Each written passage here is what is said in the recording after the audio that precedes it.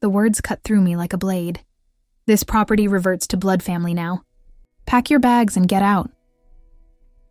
I froze in the doorway, my hand still clutching the keys, the sound of the lock clicking behind me echoing through the hall. The smell of lilies hung in the air, sickly sweet, the same flowers that had stood by Daniel's coffin less than 24 hours ago. Their petals had already begun to curl, just like the life that had been taken from me too soon. And standing there, in the middle of the living room that Daniel and I had built into a home, was his father, Raymond Coleman. His tall frame cast a long shadow in the afternoon light. His eyes, sharp and unfeeling, pierced straight through me. Behind him, his sons, Gerald and Thomas, moved through the house like scavengers. Gerald was dragging Daniel's leather chair, the one he sat in every night to read, scraping it across the wooden floor, the sound shrieking through the silence. Thomas was pulling open drawers, tossing out photo frames and personal things, as if every memory I had with Daniel was worthless. I blinked, trying to steady myself, my breath trembling in my chest. My voice came out as a whisper, broken and shaky. You have no right to be here." Raymond turned, slowly, deliberately, and smiled that cruel, mocking smile I had come to know too well. "No right?" he said, his voice low and cutting. "This is Coleman family property. Always has been. Always will be. Daniel is gone and you were just passing through." I could barely breathe. Just yesterday I was burying my husband. Just yesterday I was still a wife. And today they wanted to erase me, as though I had never existed at all. Gerald appeared at his father's side, wiping sweat from his forehead with the back of his hand. "Most of her stuff's out already, Dad," he said casually, as though I wasn't standing right there. "What about the kitchen things?" Raymond waved his hand dismissively. "Take what's valuable. Leave the rest. She can have until sunset to collect her junk." Junk, that's what they called my life. My clothes, my photographs, the little notes Daniel left me on the fridge, the dresses he bought me for anniversaries, the quilt my grandmother sewed for me. Junk. The words made my throat tighten, but I forced myself to stand straight. My nails dug into my palm until it hurt. "Daniel wouldn't want this," I whispered. Raymond's eyes hardened. He stepped toward me, his voice cutting, final. "Daniel is dead. He's not here to want anything. And if he were, he was too soft when it came to you. We told him from the beginning. You were nothing but a gold digger." But he wouldn't listen. "That charade is over now." Every word struck like a slap. For 8 years, I had endured this family's disdain. 8 years of dinners where they silenced themselves when I entered the room. 8 years of smiles that never touched their eyes. 8 years of being tolerated but never accepted. And now, without Daniel to shield me, their masks had fallen. I looked around as they pulled my life apart, stuffing pieces of me into boxes they would either claim or discard. And yet, beneath my grief, beneath the raw wound of losing Daniel, something else began to stir inside me. They thought they could break me. They thought they could drive me out of the only home I had left. But what they didn't know was that Daniel had never been blind. He had seen this coming. He had known. And he had prepared. My name is Emily Carter. I am 35 years old. Until yesterday, I believed I had a place in this world. Until yesterday, I believed love was enough. I met Daniel Coleman when I was 26. I was working as a nurse in Richmond, finishing a 12-hour shift exhausted, when he came rushing through the emergency room doors with a dog in his arms. The animal was bleeding, its whimpers piercing through the hall. Most people would have dropped it off and left, but not Daniel. He held the dog close, his white shirt stained with blood, his eyes steady and calm. "I'm not leaving him," he told me firmly. "Not until someone helps." Even then, I noticed how his hands shook only slightly, even though his heart was breaking.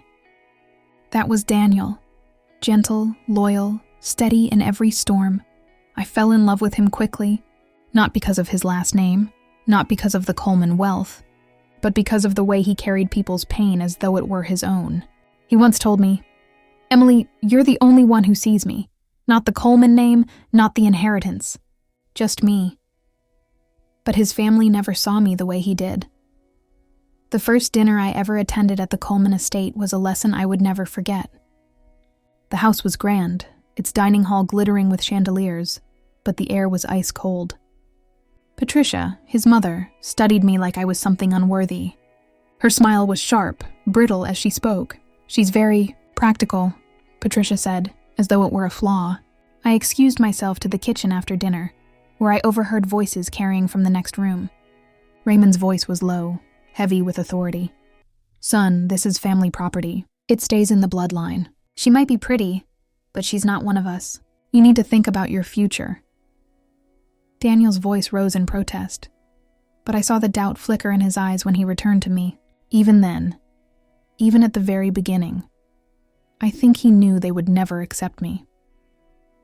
Over the years, their rejection never softened.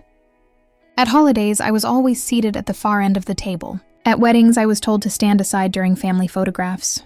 At Sunday dinners, I listened to their stories about daughters of wealthy friends they wished Daniel had married. 8 years of endurance. 8 years of silence where love should have been. But the truth of how deep their hatred ran revealed itself only months before Daniel's death. We were at a cousin's wedding, another gathering of wealth and vanity. I slipped away for a moment unnoticed, and when I returned I heard them. Raymond, Patricia, Gerald, and Thomas huddled together like conspirators. "When Daniel goes," Thomas whispered, "the property comes back to us, right? She's not actually entitled to anything long-term?" Raymond's reply was cold and sure. "Don't be ridiculous.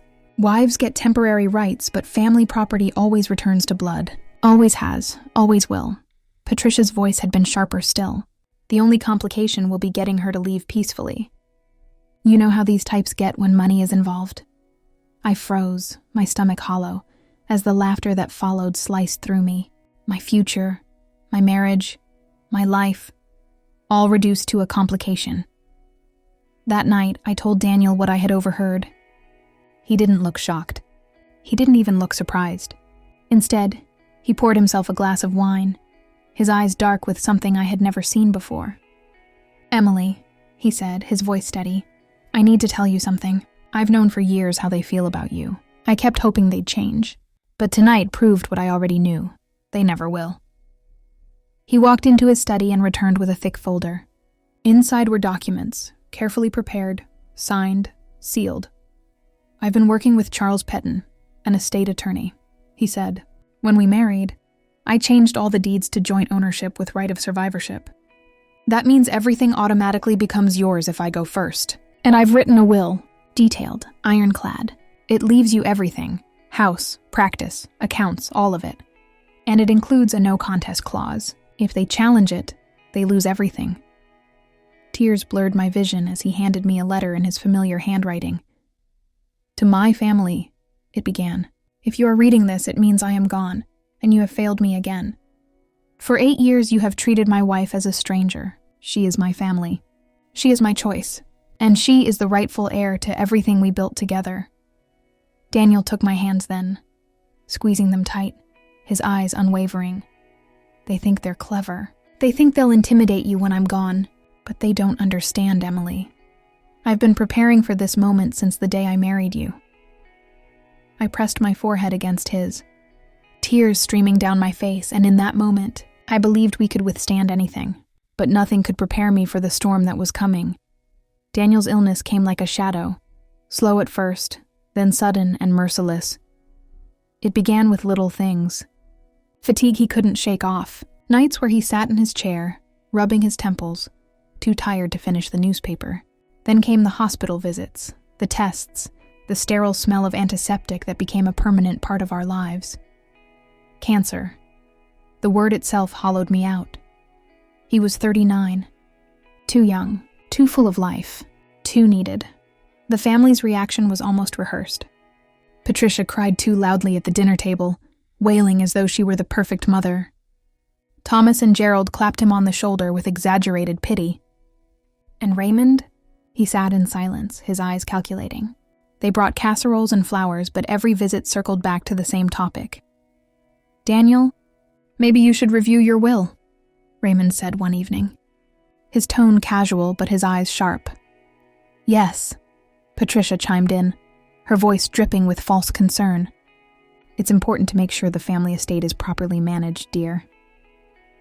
I sat there, silent, my nails digging crescents into my palm beneath the tablecloth. Daniel only smiled politely, sipping his wine. But when they left, he closed the door, locked it, and turned to me with a bitter laugh. You see? Already.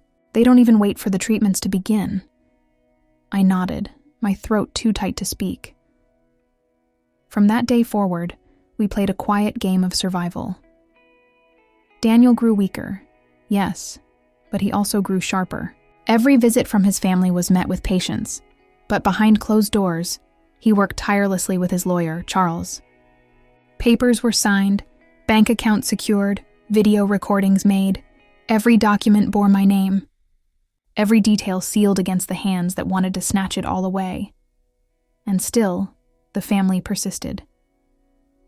One evening, while Daniel was recovering from chemo, Gerald appeared with a stack of papers. His smile was oily, his words rehearsed. "Brother, these are just routine business transfers. Nothing important. Just sign here and rest." I snatched the pen from Daniel's trembling hand before it touched the page. My voice shook with fury. "What are these?" Gerald's eyes flickered, then narrowed. "Don't be difficult, Emily. This is family business." I held the papers up to the light. They were a transfer of property rights, every word carefully designed to steal what little strength Daniel had left. I tore the pages in half, then again until nothing remained but scraps on the floor. Gerald's face twisted, his voice low and venomous. "You'll regret that." But Daniel smiled faintly from his bed, his voice hoarse but steady. "No, Gerald, you will." That night he recorded another message. He sat in his chair, pale and weak, but his eyes burned with a fire I will never forget. "To my family," he said into the camera, "your greed disgusts me. If you think for 1 second that I will let you erase Emily, you are wrong. She is my wife, my partner, my family, and if you come for her when I am gone, remember this. I am watching. I have prepared." I held the camera, tears streaming down my face as he spoke words that felt like both love and farewell. Weeks turned to months. His health declined. Every breath a battle, every smile a victory. Through it all, the family circled us like vultures. At dinners, they whispered to each other when they thought I wasn't listening. At the hospital, they asked doctors for updates, their voices dripping with false compassion, their eyes gleaming with anticipation. I remember one night in particular. I had stepped outside his hospital room to catch my breath when I heard Thomas whispering to Raymond in the hall. "She's going to cling to it all. You know she will. We'll have to push her out. Maybe even take her to court." Raymond's voice was a low growl. "Court is expensive. Better to scare her. Better to make her realize she's alone." I pressed myself against the wall, my heart pounding. Alone. That was their plan. To isolate me, to corner me, to drive me away from everything Daniel and I had built. But Daniel knew. He always knew. One evening, when his hands were too weak to hold a pen, he pressed a sealed envelope into mine. His fingers trembled as he gripped mine with all the strength he had left. "Emily," he whispered, his breath shallow. "Promise me, when I'm gone, you'll open this. Only then, it has everything you'll need, every last defense. I can't protect you forever, but this will." I nodded, clutching it to my chest as though it were life itself. And then, one quiet morning, as the sun painted the walls of our bedroom gold, Daniel slipped away. His hand in mine, his breath fading like the last note of a song. The world shattered. The funeral was a blur of black suits and empty condolences. Patricia sobbed dramatically in the front pew, as though she had been the one holding his hand through every night of pain. Thomas and Gerald carried themselves with an air of tragic importance. And Raymond, he stood tall, his jaw set, as though he had lost a business deal, not a son. I wanted to scream. I wanted to tell them to leave, to vanish from our lives forever. But Daniel's voice echoed in my mind. "Be patient. Be prepared." So I stayed silent. But silence was not enough. The day after the funeral, the invasion began. They stormed into the house, their footsteps pounding like an army, their voices commanding, cruel.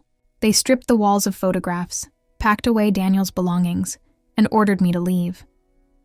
Daniel is gone, Raymond declared coldly, standing in the center of the living room like a king claiming his throne.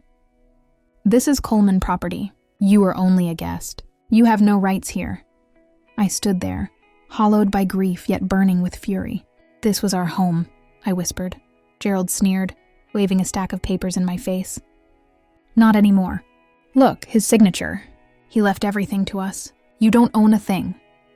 I grabbed the papers, scanning them through tears. A will, a forged will, his signature copied, clumsy, cruel. My hands shook as I looked up at them. They had planned this. Even in death, they sought to erase me.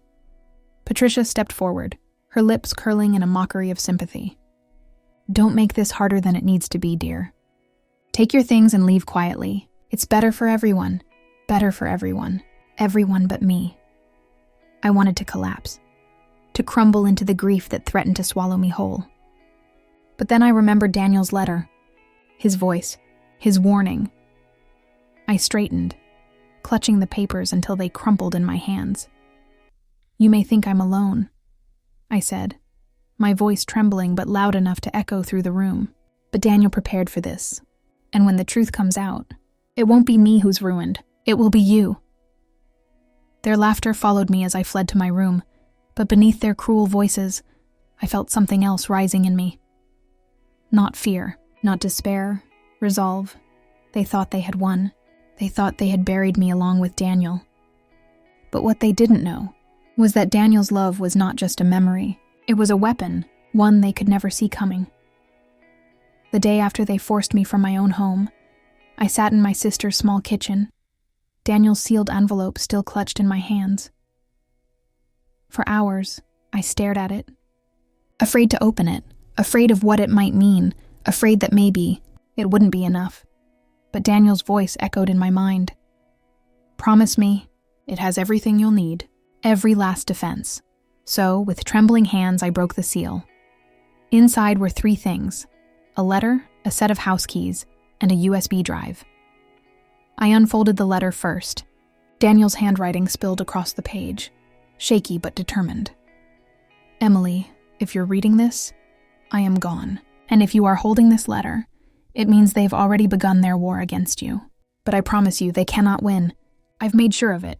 First, the keys. They are not for our home. They are for a storage unit in Richmond. Inside is everything. Recordings, bank records, copies of deeds, and a second original of my will. They may forge papers, but they cannot forge the truth. Second, the USB drive. Plug it into your laptop. It contains my final recordings. Evidence of their cruelty, their plans, even their attempts to trick me while I was sick. I recorded them all. Let them deny it. My voice will speak from the grave. Emily, they will try to break you. They will threaten. They will lie. They will drag your name through the mud. But know this, I chose you. I protected you. And when this ends, it will not be you who is left broken. It will be them. The letter shook in my hands as I finished reading. Tears blurred the ink, but beneath the grief, a new strength burned in me. They thought I was powerless. But Daniel had armed me with the truth. The next morning, I drove to the storage facility Daniel had mentioned. The manager recognized the keys immediately and led me to a steel door. Inside, stacked neatly, were boxes, dozens of them, each one labeled with careful precision: bank records, property deeds, audio recordings, legal files. On top of the pile lay a small black recorder. I pressed play. Raymond's voice filled the room, sharp and cold. When Daniel goes, the house is ours. Don't worry about Emily. She'll leave. She's not strong enough to fight us. Gerald's laugh followed. And if she does, we'll bury her in court. She doesn't have the money for lawyers. I covered my mouth, tears streaming, as the recorder played on. Hours of conversations, every word of their plotting captured in Daniel's calm, deliberate way. He had been preparing for this war long before the sickness ever came. And now, it was my turn to fight. The confrontation came sooner than I expected. 2 days later, I returned to the house to collect the last of my belongings. Raymond was waiting in the driveway, arms crossed, Gerald and Thomas flanking him like guards. "You're trespassing," Raymond said flatly. "This isn't your home anymore." I held up the forged will they had waved in my face before. This is a lie, Raymond smirked. The court will decide. No, I said quietly. Daniel will decide. They frowned in confusion. That's when I pulled the USB drive from my pocket and held it up. He left me everything, and he left the truth. Patricia appeared in the doorway, her voice shrill. You're bluffing. Daniel would never choose you over his own family. I met her eyes. Then you don't know your son at all. Before they could answer, a sleek silver car pulled into the driveway. Charles Peaton stepped out, briefcase in hand, his expression calm and unreadable. Mr. Coleman, he said, addressing Raymond, we need to talk. Raymond stiffened. This is a family matter. Charles adjusted his glasses. No, this is a legal matter. And unfortunately for you, the law is not on your side. We moved into the living room, the same living room where Daniel and I had shared dinners, laughter, and dreams. Now it was a battleground. Charles opened his briefcase and laid out documents one by one. Property deeds with both our names. The official will, notarized, witnessed, sealed. Bank records transferring everything into joint ownership. Raymond's face darkened with every page. This is fraud, he spat. Daniel was sick. She manipulated him. Charles raised an eyebrow. Really? Then perhaps you'd like to hear this. He clicked a small remote, and Daniel's voice filled the room from the USB drive. To my family, if you are hearing this, it means you are already trying to steal from Emily. Let me be clear. She is my wife, my partner, and my only chosen family. You have no claim to anything, and if you challenge this, know that I've prepared for every lie, every forgery, every trick you might try. The law is on her side. The truth is on her side, and I will not let your cruelty win, even in death. The silence that followed was suffocating. Patricia's face crumpled, tears spilling down her cheeks, not from grief, but from humiliation. Gerald stared at the floor, his confidence shattered. And Raymond looked at me with pure hatred, his empire of arrogance crumbling before his eyes. You think this is over? He growled. You think a few papers and recordings will stop us? We are Colemans. This is our legacy. I met his glare, my voice steady. No, Raymond. This is Daniel's legacy, and you just lost it. Charles closed his briefcase with a snap. I'll be filing a restraining order. Any further attempt to enter this property will be considered trespassing and theft. I suggest you leave now before the police get involved. For the first time, Raymond faltered. His shoulders sagged, his pride cracking under the weight of defeat. With a final glare, he turned and stormed out, his family trailing behind him. But I knew it wasn't over. Not yet. The weeks that followed were a blur of legal battles, threats, and whispered warnings. They tried everything. Accusations of fraud, claims of undue influence, even slandering my name in the community. But every move they made was countered by Daniel's preparations, every lie destroyed by his evidence. And then came the final twist. One morning, Charles called me into his office. He handed me a sealed envelope, older and worn. Daniel left this with me years ago, he explained. He asked me to deliver it only after everything was settled. With shaking hands, I opened it. Inside was a single letter. Emily, if you are reading this, it means you have survived. You have faced them and won, but I wanted you to know one last truth. I didn't just protect you, I punished them. For years I watched their greed, their cruelty, their arrogance, so I built a trap. Every trust fund, every investment they thought they would inherit, I redirected it. Not to you, not to me, but to charities, shelters, and hospitals. I gave it all away. The house, the practice, our life. That is yours. But their inheritance? Gone forever. Let them live with nothing but their shame. Emily, love is not about what we leave behind. It's about what we protect while we live, and I have protected you. Always. I gasped, tears flooding my eyes.